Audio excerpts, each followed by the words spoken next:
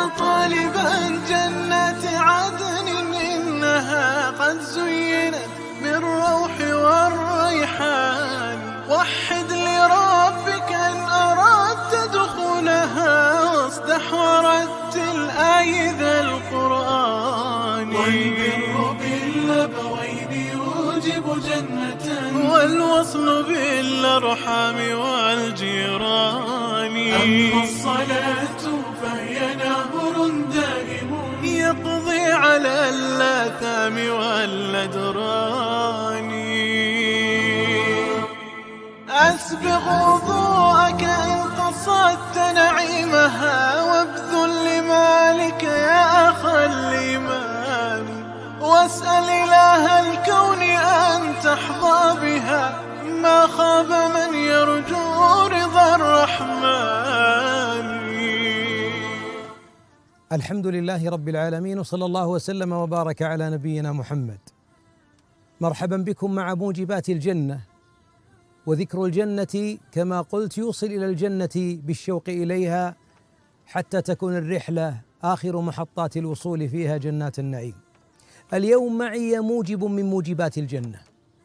البعض منا لا يستشعر باللذة التي هو فيها ولا بالجنة التي وهبها. إن ميلاد البنات، رزق البنات، أن يولد لك بنات.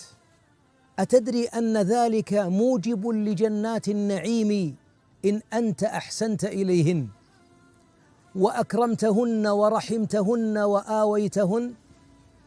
يقول صلى الله عليه وسلم من كن له 3 بنات فآواهن ورحمهن وكفلهن دخل الجنة البتة. الله أكبر، البتة قطعا بموعوده صلى الله عليه وسلم. 3 بنات، فقام القوم قالوا: و2 يا رسول الله، و2؟ قال: و2. قالوا: حسبنا أن لو قلنا و1 لقال 1. ويقول صلى الله عليه وسلم: من عال جاريتين حتى تبلغا جاء يوم القيامة أنا وهو كهاتين، فضم بين السبابة والوسطى. لماذا بعض الجاهلية تسكن بعض قلوب الناس؟ إذا بشر أحدهم بالأنثى ظل وجهه مسودا وهو كظيم. في ديننا رفع الإسلام شأن البنات وجعلهن باب لرزق آبائهن والعائل لهن، وباب لطول عمره، وباب لجنات النعيم، وهذا الأهم، باب لجنات النعيم. ولذلك قال صلى الله عليه وسلم: من كان له 3 من الأخوات، من البنات أو من الأخوات فأحسن إليهن، كنت أنا وهو في الجنة كهاتين.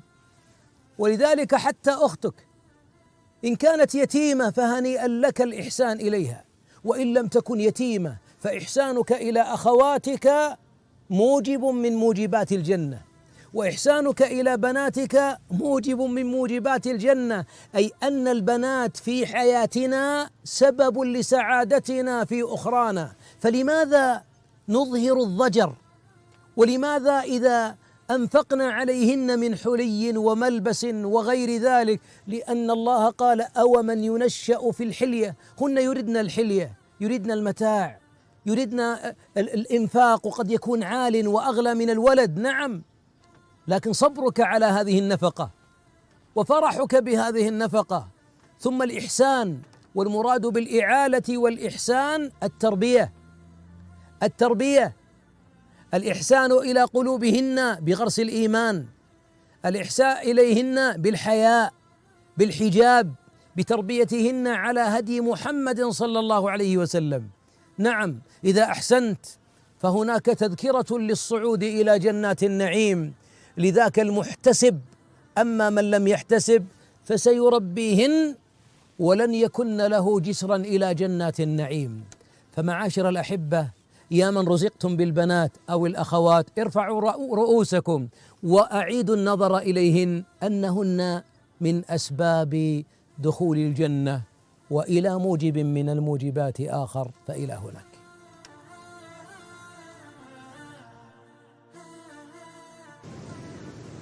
الحمد لله، لا زلنا في الحديث عن موجبات الجنة، وأسأل الله جل وعلا أن يدخلنا الجنة بلا حساب ولا سابق عذاب. من موجباتها أن تحفظ اللسان والفرج، وهذه أمانة عند كل أحد من المؤمنين. إن أمانة حفظ الفرج واللسان موجب من موجبات الجنة. يقول صلى الله عليه وسلم: من يضمن لي ما بين لحييه وبين رجليه أضمن له الجنة. الله أكبر. ضمان الجنة لك مبني على ضمانك للسانك ولفرجك. وتأملوا في صعوبة هذه الأمانة عند بعض الناس، وعلى سهولة هذه الأمانة وهذا الضمان عند بعض الناس.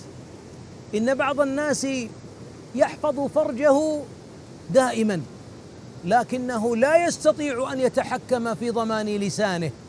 وكم أهوى هذا اللسان ببعض عباد الله في النار 70 خليفة، والبعض لربما انفك وكاء عياذا بالله عورته، فهو إذا سافر خارج البلاد أو إذا خلا بمحارم الله انتهكها وتلذذ بإمتاع نفسه بشهوة محرمة، ولم يكن حافظا لعورته ولا لشهوته، ولذلك يحرم هذا المسكين لذة من أعظم اللذات، ألا وهي أن يدخل الجنات. وهل هناك أعظم من أن يدخل العبد جنة ربه؟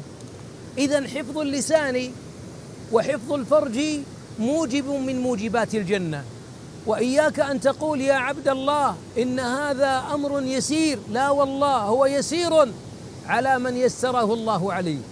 انظر ذاك الذي لا يتحدث إلا فيما يعنيه.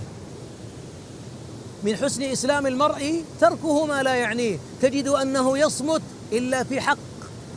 من كان يؤمن بالله واليوم الآخر فليقل خيرا أو ليصمت. هذا ضمن ما بين لحييه، لا يكذب، لا يغتاب، لا ينم. تجد أنه تبارك الله إنما حديثه في ذكر وصمته في تفكر.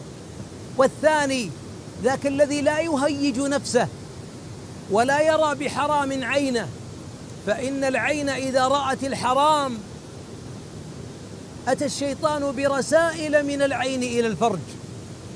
قل للمؤمنين يغضوا من أبصارهم ويحفظوا فروجهم. هناك علاقة بين الفرج وبين العين، فإذا انطلقت العين في الحرام صدق الفرج أو كذب عياذا بالله. يا رب إنا نسألك الهدى والتقى والعفاف والغنى. إذن دعوة لمن أراد الجنة، يا عاشق الجنان، يا أصحاب رحلة الخلود الجميلة إلى دار السعادة والأفراح، احفظوا فروجكم واحفظوا ما بين لحييكم ألا وهو اللسان، حتى تصلوا إلى جنة عرضها السماوات والأرض أعدت للمتقين. يا رب أدخلنا الجنة يا أكرم الأكرمين، وإلى لقاء قادم. يا طالبا جنة عدن إنها قد زينت بالروح والريحان، وحد لربك إن أردت دخولها واصدح ورتل آي ذا القرآن. والبر بالأبوين يوجب جنة، والوصل بالأرحام والجيران. أما الصلاة فهي نهر دائم يقضي على الآثام والأدران.